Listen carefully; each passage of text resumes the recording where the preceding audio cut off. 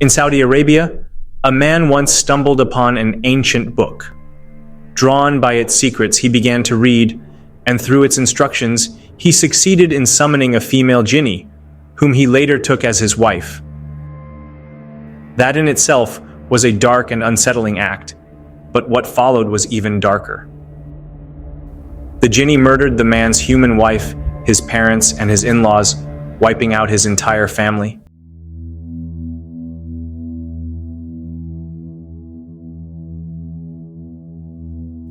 Throughout history, that book was feared, banned, and burned.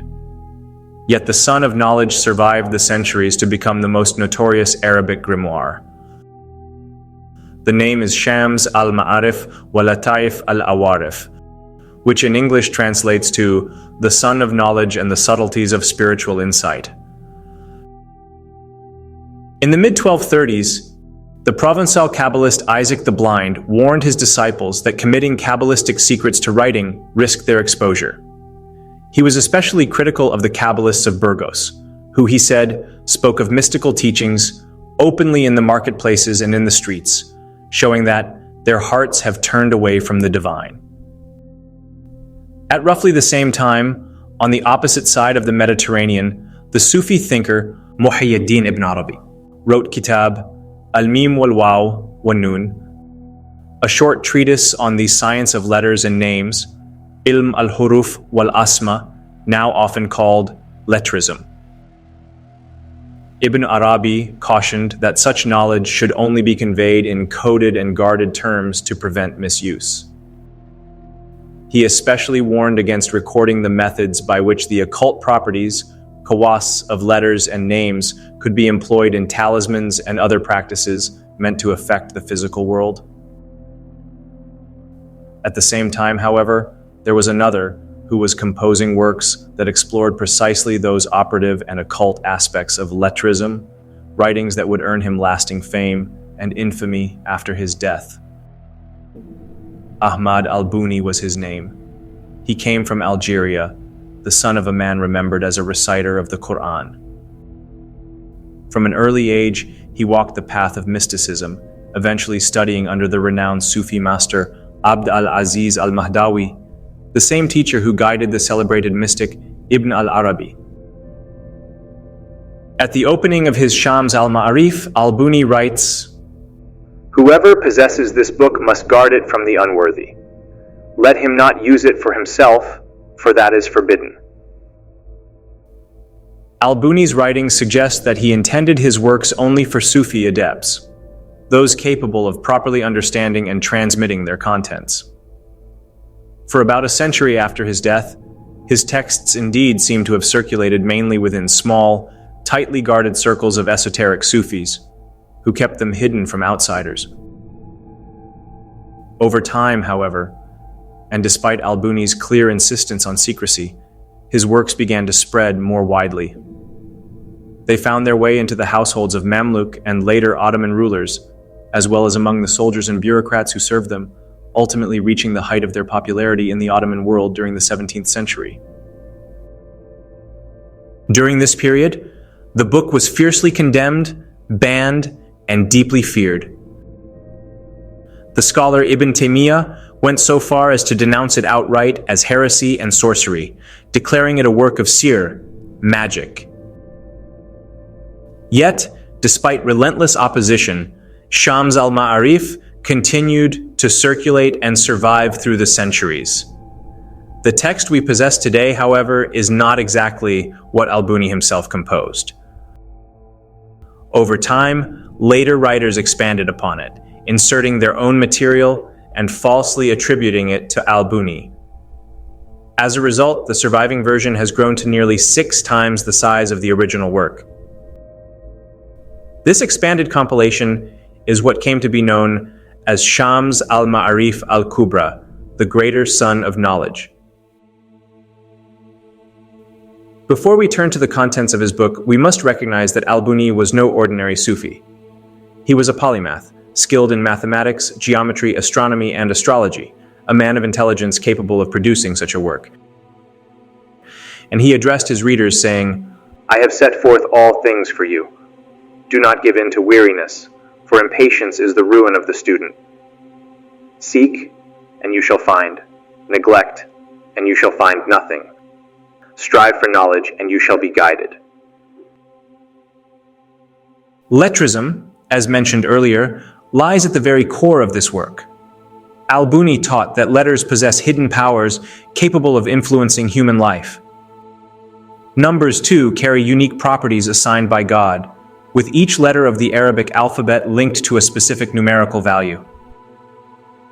To unlock these powers, the book turns to the realms of the planets, the stars, and the unseen, al-Ghaib. Al-Buni mapped certain Arabic letters to celestial bodies. For example, the letter alif corresponds to the throne of God, while jim was associated with the sphere of Saturn, and its numerical value was given as 53. In this system, the interplay of letters, numbers, and planets formed the foundation for talismanic practices. Parallels can be drawn here with the Jewish Kabbalah, for both traditions are built on the conviction that letters and numbers hold divine powers. These powers, according to their adepts, can be harnessed by arranging letters into precise numerical patterns and geometrical figures, which you will see later in the video. Al-Buni pointed to the 28 letters of the Arabic alphabet and argued that this could not be mere coincidence, for they matched the 28 lunar mansions. To him, the phases of the moon and the movements of the planets were not merely mechanical cycles of the cosmos, but forces imbued with power, powers that could be drawn upon for the benefit of human life.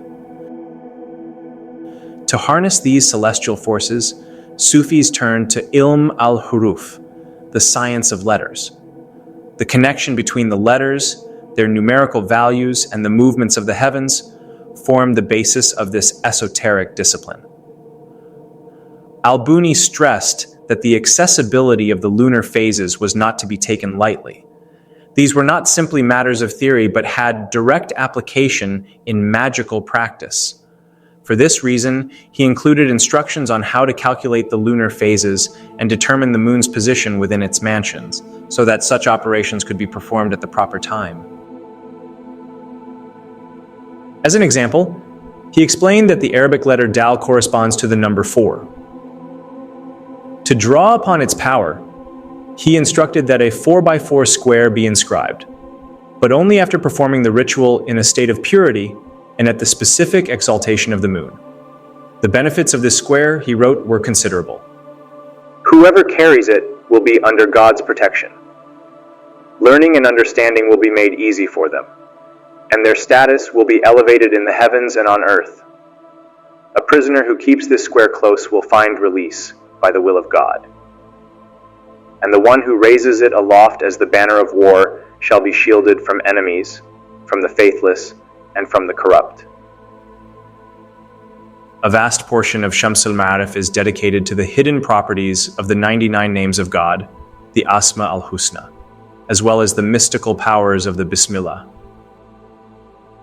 In the case of the letter Dal, al-Buni noted that it appears within the divine names and attributes such as Daim, the eternal, and Wadud, the loving. In Daim, nothing precedes the Dal. In Wadud, nothing follows it. To al-Buni, this was a sign that God's existence has no beginning and no end. For this reason, he declared, the letter Dal contains the secret of eternity and perpetuity. In al-Buni's system, the sciences of letters and numbers are intricately bound together and are very important. He himself declared, "The secrets of speech are founded upon numbers, just as the secrets of actions are founded upon letters. In the human world, numbers possess secrets and benefits which God has assigned to them, just as He has assigned to the letters their own secrets and benefits." Regarding the letter Dal, al-Buni gave further instructions for its use in talismanic practice.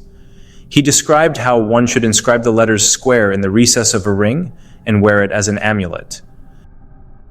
In another instance, he explained how to harness its numerical powers by preparing an amulet, placing it in water, and then drinking from it as a remedy against fever, snake or scorpion bites, and chest pains. The 4x4 square of numbers associated with Dal is designed so that the sum of each row and column equals 34, the numerical value of the letter itself. One must admit, al-Buni was a remarkable intellect who produced a fascinating body of work. Many of his writings appear uplifting and even beneficial. Yet, almost without warning, unsettling elements emerge, material that seems harmless on the surface, but carries a much darker undertone. This is precisely what makes the book so dangerous. The line between spiritual knowledge and forbidden practice is blurred, and the reader may not realize when they have crossed into the realm of shadows. Immediately after his discussion of the letter Dal, al-Buni records an imprecation for vengeance, a practice that is plainly unethical and deeply troubling. To carry it out, as with many other rituals, the magician is instructed to consider the positions of celestial bodies while inscribing intricate geometrical figures filled with numbers and the letters of the victim's name. Once the amulet is completed, the book directs that it be buried in the home under the light of the moon, but the ritual does not end there. The practitioner is then told to summon an unseen entity with an adjuration such as, "I adjure you by the one who created you, fashioned you, and placed you among the stars. Be my necessary equipment, for I have proclaimed authority over you." This is a direct invocation of forces from the unseen world, a form of dark magic that remains in use among sorcerers to this very day. Such magicians employ elaborate talismans covered with squares, triangles, stars, and even highly complex geometric forms designed to compel spirits from al-Ghaib. And this practice bears a close resemblance to the teachings of the Kabbalists, who also held that numbers possess intrinsic powers and that carefully constructed geometric figures serve as conduits for channeling hidden energies from the unseen realm into the material world. The book also contains instructions for rituals and amulets intended to inspire love and attraction. Yet even in these, the magician is instructed to summon entities from the unseen, a practice that is equally forbidden and dangerous. Al-Buni also devoted great attention to the 28 lunar mansions, treating each one in detail. He wrote that when rituals are performed under the influence of a given mansion, different spirits would appear to the practitioner. Some, he claimed, were benevolent and could be approached for knowledge, while others were malevolent and could be compelled for darker purposes, such as carrying out vengeance, acquiring wealth, or influencing those in positions of authority. Al-Buni even recounts the story of a man named Abu Jafar al-Bayaki, who possessed one such amulet. According to the account, it was because of this amulet that the Abbasid Caliph Harun al-Rashid admitted him into his court and granted him whatever he desired. The book does not limit itself to talismans and amulet making. It also ventures into the fields of astronomy and astrology. In fact, al-Buni placed greater emphasis on astrology, offering detailed explanations of the 12 zodiac signs, those very same signs that astrologers and horoscope writers still use today. The central idea is that the stars and celestial bodies, by virtue of their positions, influence events and conditions on Earth. This is the same notion behind the horoscopes often seen in newspapers or broadcast on television, claiming, for example, that for those born under Libra or another sign, a particular day is auspicious for business or personal ventures. Historically, such beliefs carried significant weight. Rulers and kings often relied heavily on astrologers, consulting them for guidance in warfare, state decisions, and even matters as personal as marriage. Al-Buni attempted to ground his astrological discussions in Quranic verses, using them to support the framework of the zodiac. Yet his interpretations are strained, as those verses in their true context hold meanings very different from what he suggested. What distinguishes Shams al-Ma'arif from other astrological writings is its method of encoding these celestial forces into talismanic structures. Letters and numbers are arranged into grids corresponding to a planet or sign. and when created at the proper astrological moment, the object was believed to capture and transmit that cosmic power. Such talismans could be carried for protection, buried to exert influence, or concealed within a building to establish control. As for myself, I do not subscribe to the belief that zodiac signs or the positions of the stars carry inherent effects over human life without action. For that reason, I will not delve deeply into these astrological claims, but simply note their presence in the text. The book also applies Quranic verses to a variety of ritual uses. For instance, al-Buni takes verses from Surah al-Baqarah and arranges their numerical values into a square. He then instructs that if a practitioner writes the verse on his hand and carries an amulet bearing this square, he will be able to extract hidden secrets from another person by placing that hand upon the person's chest and questioning him. In another diagram, the names of the Prophet Muhammad, peace be upon him, along with the archangels Jibril, Israfil, Mikail, and Azrail, are inscribed beside numerical values derived from a verse in Surah Al-Imran. The accompanying instructions state that whoever carries this talisman will be safeguarded from the evils of both jinn and men, including those who strike by night and those who strike by day. It is undeniable that letters and numbers have long been regarded as possessing hidden properties. When arranged into geometric patterns, as in Shams al-Ma'arif and in Kabbalistic traditions, they are believed to impose various effects and powers. Such designs, whether in the form of amulets, talismans, or charms, are thought to act as channels, transferring energy from one realm into another. Some even claim that the only true means of summoning jinn or other entities from the al-Ghaib lies in the very methods recorded in Shams al-Ma'arif, the intricate geometrical figures inscribed with precise letters and numbers. In this context, the book often employs Quranic verses as the basis for constructing specific geometric forms combined with numerical values. This is presented as the process by which amulets are created. Yet if these charms are used for harm, causing pain or suffering, then it follows that the evil lies not in the Quranic text itself, but in the manipulation of the numbers and patterns into which it is forced. This is the method by which practitioners of black magic operate. They do not hesitate to employ Quranic verses, but in a grossly corrupt and sacrilegious manner. Accounts describe magicians reciting verses backwards, twisting their meanings, or writing sacred words using filth, even with ink mixed with urine or written beneath their own feet. Such acts are deliberate desecrations of the Quran, carried out to pervert what is holy for the purpose of summoning dark forces. Thus, when Shams al-Ma'arif presents patterns said to be drawn from Quranic verses, yet intended for destructive ends, it cannot be the sacred words themselves that transmit evil. Rather, it is the distorted numerical values and the corrupted geometric designs that serve as the true channels of harm. From the outset, it must be made clear, Shams al-Ma'arif is an occult manual, and that alone makes it profoundly dangerous. Its writers often presented their work as if it were derived from the Quran itself, but in reality the methods are the exact opposite of what is sacred, as already explained. The book is filled with geometric diagrams, inscribed with letters and numerical values that it claims to draw from Quranic verses. In truth, these designs are distortions. For example, one such pattern is said to be derived from verses of Surah Hud, yet its use is purely corrupt. The instructions command the practitioner to inscribe the pattern upon the bone of an owl, and then bury it in the house of the intended victim.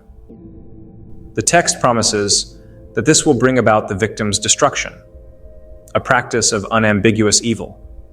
How could such instructions ever be considered Sufi or sacred? Other passages present talismanic constructions supposedly meant to guide a practitioner to hidden wealth or to secure a position of authority within a ruler's court. These are not spiritual teachings. They are formulas for greed and domination. Among the most sinister instructions is one especially disturbing operation. Al-Buni sets out a highly intricate geometric pattern, inscribed with letters claimed to be taken from Quranic verses. But no such pattern belongs to the Quran. It is a fabrication intended for harm.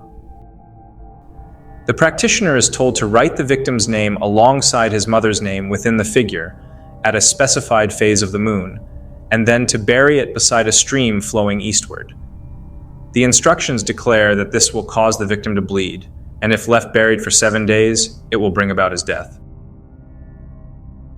One of the most reviled outcomes in Islam, and one that Satan delights in, is divorce, the rupture between husband and wife. The Quran relates that 2 angels, Harut and Marut, were sent as a test and taught people certain kinds of magic.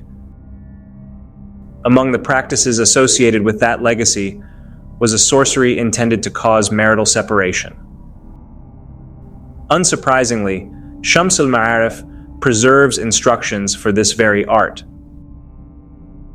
The ritual typically directs the practitioner to inscribe a precise geometrical figure filled with specific numbers, dip that inscription in water, and then sprinkle the water around the victim's home. According to the book, this act can sow discord and bring about divorce, an application of occult power that the text treats as dreadfully effective. Al-Buni also describes a further equally troubling practice, a right to force neighbors to relocate. The method is stereotypical of talismanic operations in the text. Draw the prescribed chart on wood, bury it before the neighbor's house, and the compulsion will, the text claims, drive them from the place. Such rituals expose the true nature of the book. Those who call Shams al-Ma'arif the most dangerous book in the Islamic occult tradition are not exaggerating. It does not elevate the soul, nor does it guide one toward God. Instead, it twists sacred words into tools of cruelty. If evil has ever been committed under the pretense of spirituality, this book is one of its clearest examples. A striking feature that runs through nearly all the magical operations is the use of precise shapes, geometrical patterns interwoven with numbers and letters. This same symbolism survives today in popular practice across the Middle East and South Asia, where people often wear amulets around their necks, hang them in homes or shops, and rely on them as protection against the evil eye or even against sorcery. When such amulets are opened, many of them encased in small leather pouches, they frequently reveal intricate grids, numbers, and coded arrangements of letters. Countless examples have surfaced in the process of countering black magic, with practitioners uncovering buried or hidden talismans inscribed for harmful purposes that had similar kinds of patterns and designs. I think that much of this occult diagrammatic tradition draws from 2 main sources: the Jewish mystical system of Kabbalah and the infamous grimoire Shams al-Ma'arif. I remember an experience from almost 11 years ago when I was about 13. At the time, I used to go to my teacher's house to learn the Quran. In his home, there was an old edition of the Quran that I became attached to. I would always choose to read from that particular copy, not only because of its age, but also because of what I discovered within it. After the final chapter of the Quran, the manuscript contained several additional pages filled with material that was completely new and fascinating to me. Each day, after completing my Quran recitation, I would turn to those extra pages and read them. What I found there were the 99 names of Allah, but not in the simple way I had known them before. Alongside each divine name was a set of instructions. Each name carried its own unique guidance. How many times it should be recited, at what hour or circumstance, and what effect or blessing it was believed to bring. Some of these instructions promised sustenance and wealth to the one who recited a certain name a prescribed number of times. Others were said to heal illness, increase knowledge, or open doors to various benefits. I recall that some names were written not singly, but in pairs, such as Ya Maliku Ya Quddus, with their own distinct instructions. What I had discovered in those pages, as a young boy, was only the beginning. Beyond the lists of divine names and their instructions lay something even more mysterious, knowledge that, at the time, I could not truly comprehend. For every chapter of the Quran, there appeared what the manuscript called a map, a matrix of numbers arranged in carefully measured grids. Some were 4 by 4, others 5 by 4, and some even larger. Each square of these matrices contained specific numbers written in Arabic, and beside them were instructions explaining how they might be used and what benefits they could supposedly bring. I was too young then to understand the depth of what I was reading, but I was fascinated. One passage especially caught my attention, the map of Surah Maryam. The instructions claimed that if one copied this matrix onto paper and tied it to the branches of a barren tree in the morning sunlight, then, by the will of God, that tree would bear abundant fruit. At the time, we had 4 grown trees in our yard, 1 lemon tree and 3 guava trees. They had been standing for years, but they never produced a single fruit. Intrigued and hopeful, I decided to follow the instructions. I copied the map of Surah Maryam onto papers and carefully bound them to the branches of all 4 trees. I still remember vividly what happened. The following year, for the first time, all of those trees began to bear fruit in abundance. Year after year, they continued to produce, even after I removed the papers. They remained fruitful until the day I eventually cut them down. I was amazed, but at the time I did not give it much thought.